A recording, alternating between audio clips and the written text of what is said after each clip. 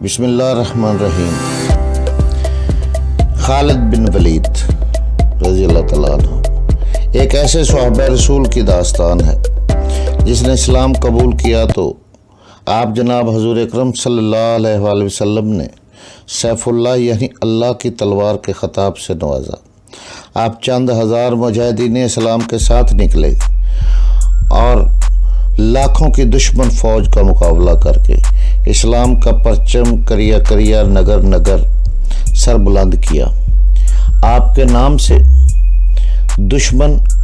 اسلام دشمن قوتیں گھبرا جایا کرتی تھی۔ آپ جس ملک پر بھی حملہ کرتے وہاں فوجیں دوڑ جایا کرتی تھی۔ آپ کو ہمیشہ اللہ تعالیٰ نے عزت بخشی، آپ فتح یاب ہوئے، آپ کا نام ہمیشہ سنہری حروفوں میں لکھا گیا۔ تو آئے چلتے ہیں خالد بن ولید کی کہانی کی طرف۔ یہ ناول، یہ داستان ایک ایمان فروز ہے۔ تو آئے چلیں۔ خالد بن ولید رضی اللہ تعالیٰ عنہ، رسول اللہ کے شدائیوں جعفر رضی اللہ تعالیٰ عنہ نے علم اوپر کر کے بڑی ہی بلند آواز سے کہا، خدا کی قسم اسلام کا علم گر نہیں سکتا۔ اور انہوں نے زید رضی اللہ تعالیٰ عنہ شہید کی جگہ سنبھال لی۔ مجاہدین لشکر کفار میں گم ہو گئے تھے، لیکن ان کا جذبہ قائم تھا۔ ان کی للکار اور ان کے نعرے سنائی دے رہے تھے۔ سالار سپاہیوں کی طرح لڑ رہے تھے۔ ان کا علم بلند تھا۔ تھوڑی ہی دیر بعد علم گرنے لگا۔ علم گرتا تھا، اٹھتا تھا۔ عبداللہ رضی اللہ تعالیٰ عنہ نے دیکھ لیا اور سمجھ گئے کہ علم بردار زخمی ہے، وہ علم کو سنبھال نہیں سکتا۔ علم بردار سپہ سالار خود تھا، وہ جعفر بن ابی طالب رضی اللہ تعالیٰ عنہ تھے۔ عبداللہ رضی اللہ تعالیٰ عنہ ان کی طرف دوڑے، ان تک پہنچنا ممکن نظر نہیں آتا تھا۔ عبداللہ جعفر تک پہنچنے میں یہی تھے کہ جعفر گر پڑے۔ ان کا جسم خون میں نہا گیا تھا۔ جسم پر شاید ہی کوئی جگہ ایسی تھی جہاں تلوار، تیر یا برچھی کا زخم نہیں تھا۔ جعفر رضی اللہ تعالیٰ عنہ گرتے ہی شہید ہو گئے۔ عبداللہ رضی اللہ تعالیٰ عنہ نے پرچم اٹھا کر بلند کیا اور نعرہ لگا کر مجاہدین کو بتایا کہ انہوں نے علم اور سپہ سالاری سنبھال لی ہے۔ یہ دشمن کی فوج کا ایک حصہ تھا جس کی تعداد 10 سے 15 ہزار تھی۔ یہ تمام تر نفری گسانی عیسائیوں کی تھی جو اس معرکے کو مذہبی جنگ سمجھ کر لڑ رہے تھے۔ اتنی زیادہ تعداد کے خلاف 3000 مجاہدین کیا کر سکتے تھے، لیکن ان کی قیادت اتنی دانشمند اور عسکری لحاظ سے اتنی قابل تھی کہ اس کے مجاہدین جنگی طریقے اور سلیقے سے لڑ رہے تھے۔ ان کا انداز لٹھ بازوں والا نہیں تھا، مگر دشمن کی تعداد اتنی زیادہ تھی کہ مجاہدین بکھرنے لگے، یہاں تک کہ بعض اس انتشار اور دشمن کے دباؤ اور زور سے گھبرا کر معرکے سے نکل گئے، لیکن وہ بھاگ کر کہیں نہیں گئے، قریب ہی کہیں موجود رہے۔ باقی مجاہدین انتشار کا شکار ہونے سے یوں بچے کہ وہ 4 5 اکٹھے ہو کر لڑتے رہے۔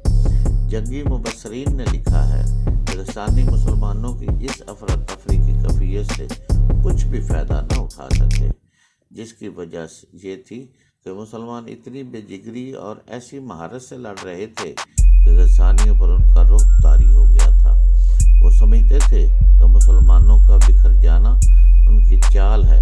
مورخ لکھتے ہیں کہ مسلمانوں کے سالاروں اور کمانداروں نے اس صورتحال کو یوں سنبھالا کہ اپنے آدمیوں کو معرکے سے نکالنے لگے تاکہ انہیں منظم کیا جا سکے۔ اس دوران علم ایک بار پھر گر پڑا۔ تیسرے سپہ سالار عبداللہ رضی اللہ تعالیٰ عنہ بھی شہید ہو گئے۔ اب کے مجاہدین میں بدلی نظر آنے لگی۔ علم کا تیسری بار گرنا اچھا شگون نہیں تھا۔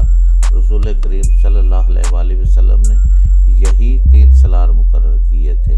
اب مجاہدین کو خود سپہ سالار مقرر کرنا تھا۔ علم گرا ہوا تھا جو شکست کی نشانی تھی۔ یہ سرکردہ مجاہد ثابت رضی اللہ تعالیٰ عنہ بن رقم نے علم اٹھا کر بلند کیا اور نعرہ لگانے کے انداز سے کہا، اپنا سپہ سالار کسی کو بنا لو، علم کو میں بلند رکھوں گا۔ میں ثابت بن رقم مورخ بن ابن سعید نے لکھا ہے کہ ثابت اپنے آپ کو سپہ سالاری کے قابل نہیں سمجھتے تھے اور وہ مجاہدین کی رائے کے بغیر سپہ سالار بننا بھی نہیں چاہتے تھے، کیونکہ نبی کریم صلی اللہ علیہ وآلہ وسلم کا حکم تھا کہ 3 سالار اگر شہید ہو جائیں تو چوتھے سپہ سالار کا انتخاب مجاہدین خود کریں۔ ثابت رضی اللہ تعالیٰ عنہ کی نظر خالد بن ولید پر جو قریب ہی تھے، مگر خالد بن ولید کو مسلمان ہوئے ابھی 3 ہی مہینے ہوئے تھے، اس لیے انہیں اسلامی معاشرت میں ابھی کوئی اہمیت حاصل نہیں ہوئی تھی۔ ثابت رضی اللہ تعالیٰ عنہ نے کہ عسکری جوہر اور جذبے سے وہ واقف تھے، انہوں نے خالد بن ولید کی طرف علم بڑھایا۔ بے شک اس رتبے کے قابل تم ہو خالد نہیں، خالد رضی اللہ تعالیٰ عنہ نے جواب دیا، میں ابھی اس کا مستحق نہیں۔ خالد رضی اللہ تعالیٰ عنہ کے علم لینے سے انکار کر دیا، لڑائی کا زور کچھ ٹوٹ گیا تھا۔ ثابت نے رضوکار کا مجاہدین سے کہا کہ خالد سے کہو کہ علم اور سپہ سالاری لے لے۔ بیشتر مجاہدین خالد رضی اللہ تعالیٰ عنہ کی عسکری قابلیت سے واقف تھے اور قبیلہ قریش میں ان کی حیثیت سے بھی بے خبر نہیں تھے۔ خالد خالد خالد ہر طرف سے آوازیں بلند ہونے لگی، خالد ہمارا سپہ سالار ہے۔ خالد نے لپک کر علم ثابت سے لے لیا۔ غسانی لڑ تو رہے تھے لیکن ذرا پیچھے ہٹ گئے تھے۔ خالد رضی اللہ تعالیٰ عنہ کو پہلی بار آزادی سے قیادت کے جوہر دکھانے کا موقع ملا۔ انہوں نے چند ایک مجاہدین کو اپنے ساتھ رکھ لیا اور ان سے قاصدوں کا کام لینے لگے، خود بھی بھاگ دوڑ کرنے لگے، لڑتے بھی رہے۔ اس طرح انہوں نے ان مجاہدین کو جو لڑنے کے قابل رہ گئے تھے یکجا کر کے منظم کر لیا اور انہیں پیچھے ہٹا لیا۔ غسانی بھی پیچھے ہٹ گئے اور دونوں طرف سے تیروں کی بچھاڑ برسنے لگی، فضا میں ہر طرف تیر اڑ رہے تھے۔ خالد رضی اللہ تعالیٰ عنہ نے صورتحال کا جائزہ لیا، اپنی نفری اور اس کی کیفیت دیکھی تو ان کے سامنے یہی ایک صورت رہ گئی تھی کہ مارکا ختم کر دیں۔ دشمن کو کمک بھی مل رہی تھی لیکن خالد رضی اللہ تعالیٰ پسپا نہیں ہونا چاہتے تھے۔ پسپائی بجا تھی لیکن خطرہ یہ تھا کہ دشمن تعاقب کرے گا جس کا نتیجہ مجاہدین کی تباہی کے سوا کچھ نہیں ہوگا۔ خالد رضی اللہ تعالیٰ عنہ نے سوچ سوچ کر ایک دلیرانہ فیصلہ کیا، وہ مجاہدین کے آگے ہو گئے اور غسانیوں پر حلہ بول دیا۔ مجاہدین نے جب اپنے سالار اور اپنے علم کو آگے دیکھا تو ان کے حوصلے تر و تازہ ہو گئے۔ یہ حلہ اتنا دلیرانہ اور اتنا تیز تھا کہ کثیر تعداد غسانی عیسائیوں کے قدم اکھڑ گئے۔ مجاہدین کے حلے اور ان کی ضربوں میں قہر تھا۔ مورخ لکھتے ہیں اور حدیث بھی ہے، اس وقت خالد کے ہاتھ میں 9 تلواریں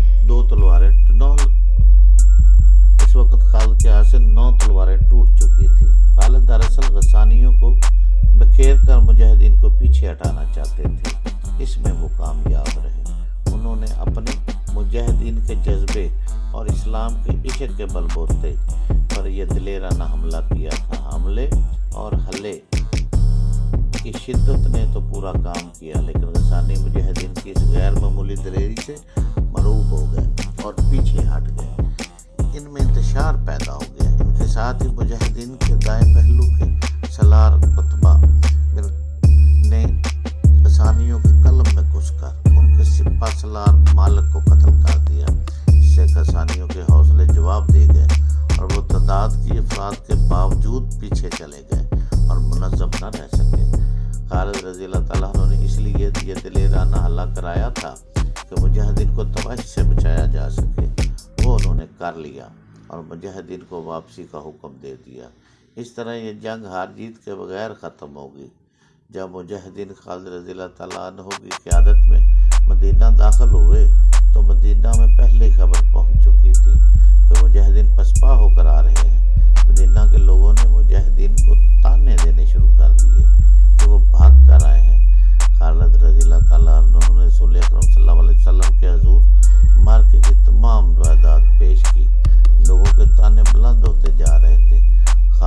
ہو جاؤ، رسول کریم نے بلند آواز سے فرمایا، یہ میدان جنگ کے بھگوڑے نہیں، یہ لڑ کر آئے ہیں اور آئندہ بھی لڑیں گے۔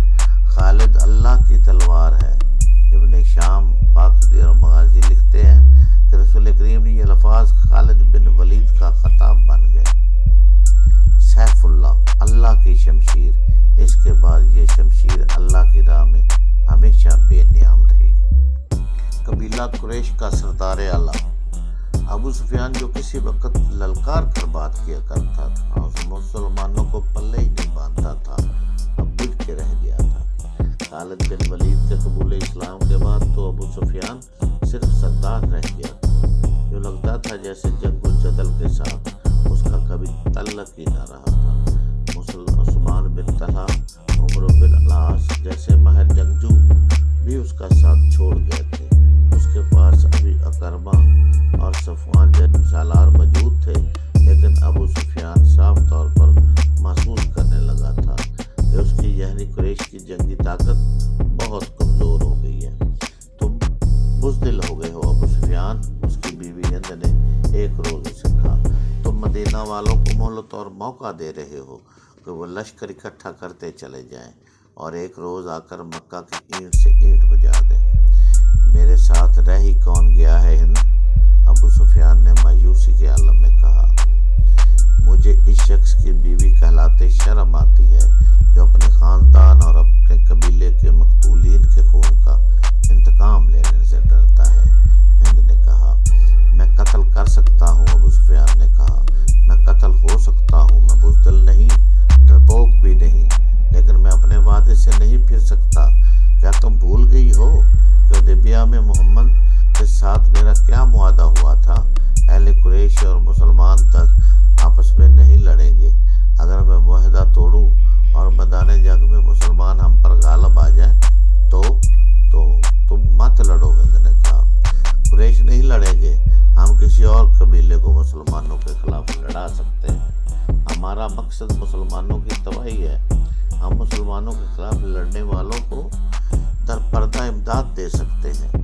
قریش کے سوا کون ہے جو مسلمانوں کے خلاف لڑنے کی جرات کرے گا؟ ابو سفیان نے کہا، محتام ہرقل اور غسان کے 1,00,000 کے لشکر نے مسلمانوں کا کیا بگاڑ لیا تھا؟ کیا تم نے سنا نہیں تھا کہ 1,00,000 کے مقابلے میں مسلمانوں کی تعداد صرف 3,000 تھی؟ میں اپنے قبیلے کے کسی آدمی کو مسلمانوں کے خلاف لڑنے والے کسی قبیلے کی مدد کے لیے جانے کی اجازت نہیں دوں گا۔ مت بھولو ابو سفیان، ہند نے غضبناک لہجے میں کہا، میں وہ عورت ہوں جس نے احد کی لڑائی میں حمزہ کا پیٹ چک کر کے اس کا کلیجہ نکالا، اسے چبایا تھا۔ تم میرے خون کو کس طرح ٹھنڈا کر سکتے ہو؟ تم نے حمزہ کا نہیں، اس کی لاش کا پیٹ چاک کیا تھا۔ ابو سفیان نے ہونٹوں پر طنزیہ مسکراہٹ لا کر کہا، مسلمان لاشیں نہیں اور وہ کچھ بھی ہیں، خدا کی قسم میں معاہدہ نہیں توڑوں گا۔ معاہدہ تو میں نہیں توڑوں گی، ہند نے کہا، لیکن مسلمانوں سے انتقام ضرور لوں گی اور یہ انتقام بھیانک ہوگا۔ قبیلہ قریش میں غیرت والے جنگجو موجود ہیں، آخر تم کرنا کیا چاہتی ہو؟ ابو سفیان نے پوچھا۔ تمہیں جلدی ہی پتہ چل جائے گا، ہند نے کہا۔ مکہ کے گرد و نواح میں خزاع اور بنو بکر دو قبیلے آباد تھے، ان کی آپس میں بڑی پرانی عداوت تھی۔ حدیبیہ میں جب مسلمانوں اور قریش میں صلح ہو گئی اور 10 سال تک عدم جہریت کا معاہدہ ہو گیا تو یہ دونوں قبیلے اس طرح اس معاہدے کے فریق بن گئے کہ قبیلہ خزاع نے مسلمانوں کا اور قبیلہ بنو بکر نے قریش کا اتحادی بننے کا اعلان کر دیا تھا۔ معاہدہ جو تاریخ میں صلح حدیبیہ کے نام سے مشہور ہوا، خزاع اور بنو بکر کے لیے یوں فائدہ مند ثابت ہوا کہ دونوں قبیلوں کی آئے دن کی لڑائیاں بند ہو گئیں۔ اچانک یوں ہوا کہ بنو بکر نے ایک رات خزاع کی ایک بستی پر حملہ کر دیا۔ یہ کوئی بھی نہ جان سکا کہ بنو بکر نے یہ معاہدہ کیوں توڑ دیا ہے۔ ایک روایت ہے کہ اس کے پیچھے ہند کا ہاتھ تھا۔ خزاع چونکہ مسلمانوں کے اتحادی تھے، اس لیے ہند نے اس توقع پر خزاع اور بنو بکر سے حملہ کرایا تھا کہ کہ خزاں مسلمانوں سے مدد مانگیں گے اور مسلمان ان کی مدد کو ضرور آئیں گے، اور جب بنو بکر پر حملہ کریں گے تو قریش مسلمانوں پر حملہ کر دیں گے۔ ایک روایت یہ ہے کہ یہ غسانی عیسائیوں اور یہودیوں کی سازش تھی۔ انہوں نے سوچا تھا کہ قریش اور مسلمانوں کے اتحادیوں کو آپس میں لڑوا دیا جائے تو قریش اور مسلمانوں کے درمیان لڑائی ہو جائے گی۔ بنو بکر خزاں کے مقابلے میں طاقتور قبیلہ تھا۔ غسانیوں اور یہودیوں نے بنو بکر کو ایک لڑکی اغوا کے قبیلہ خزاں کی ایک بستی میں پہنچا دی اور بنو بکر کے سرداروں سے کہا کہ خزاں نے ان کی لڑکی کا اغوا کیا ہے۔ بنو بکر نے جاسوسی کی اور پتہ چلا کہ ان کی لڑکی واقعی خزاں کی ایک بستی میں موجود ہے۔ ہند نے اپنے خاندان کو بتائے بغیر قریش کے کچھ آدمی بنو بکر کو دے دیے تھے۔ ان میں قریش کے مشہور سالار کرما اور صفوان بھی تھے۔ چونکہ حملہ رات کو کیا گیا تھا اس لیے خزاں کے 20 آدمی مارے گئے، اور یہ راز ہر کسی کو معلوم ہو گیا کہ بنو بکر کے حملے میں قریش کے آدمی مدد کے لیے گئے تھے۔ خزاں کا سردار اپنے ساتھ 2-3 آدمی لے کر مدینہ چلا گیا۔